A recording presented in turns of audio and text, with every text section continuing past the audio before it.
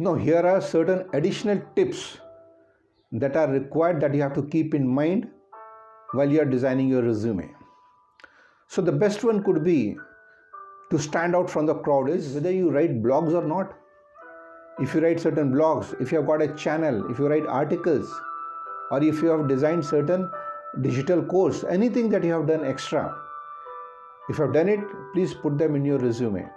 They are so very important. They will catch attention immediately of that HR.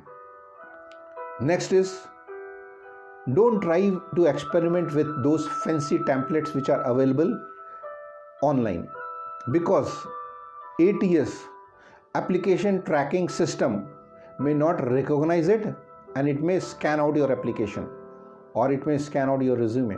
So you have to keep this in mind. Next, mind the margins that are on your resume when you are writing your resume.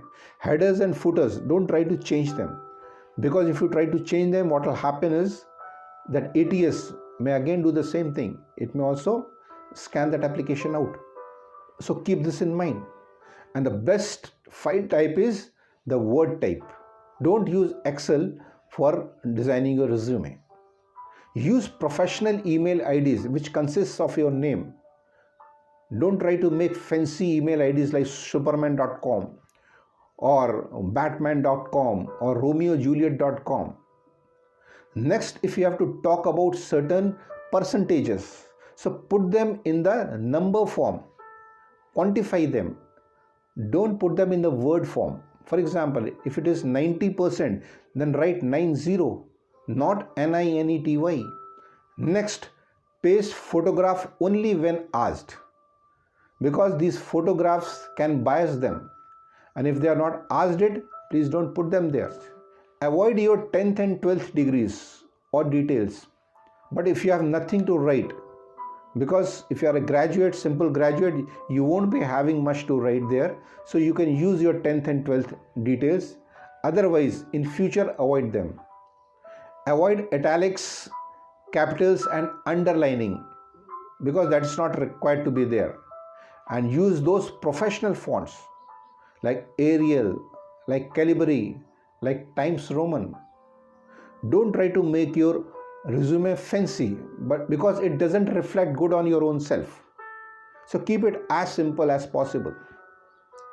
Now when it comes to the size of the letters, keep that size to 11 or 12 when you are writing your general resume. For headings, it could be bold, and that could have a size of 14 or 16. But at other places, it has to be 11.5 or 12. That is the best one. Avoid irrelevant informations like your height, your weight, your marital status, unless you are given a PIQ, personal information questionnaire. And if it is there, then you write them. In the resume, don't write them. Never ever fold your resume, because resume is your own self. It's your personality. And if you fold them and go to the interview, it doesn't reflect good on yourself. So it has to be properly kept in the file, and that is the respect that you have to give to your own self. Next, proofread your resume many times. Read it in the forward direction, read it in backward direction. Ask someone else to read it, because spelling mistakes and typing errors will never be entertained, and your resume can land up in a garbage. So you have to keep these things in mind. तो जब आप अपना resume बना रहे हैं तो उसमें कुछ चीज़ें जो अलग से ध्यान रख सकते हैं.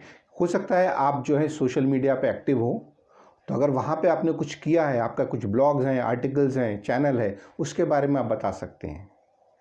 और फैंसी टेम्पलेट्स वहाँ से मत उठाइए, क्योंकि ATS जो है वो उसको बाहर निकाल देगा. रिज्यूमे को वर्ड फाइल में बनाइए, एक्सेल में बनाने की ज़रूरत नहीं है. और अपना जो ईमेल है उसको प्रोफेशनल रखिए, आपके नाम के साथ होना चाहिए वो. कुछ भी फैंसी फॉन्ट्स इस्तेमाल मत करिए उसमें. और जो साइज़ है उसका भी ध्यान रखिए, जिस साइज़ में आप अपने रिज्यूमे को डिज़ाइन कर रहे हैं उसको कभी फोल्ड करके मत ले जाइए, क्योंकि वो आप खुद हैं. रिज्यूमे को कई बार पढ़िए और उसमें जो गलतियां हैं उन गलतियों को हटा दीजिए, नहीं तो इन्हीं गलतियों की वजह से आपका रिज्यूमे रिजेक्ट हो सकता है.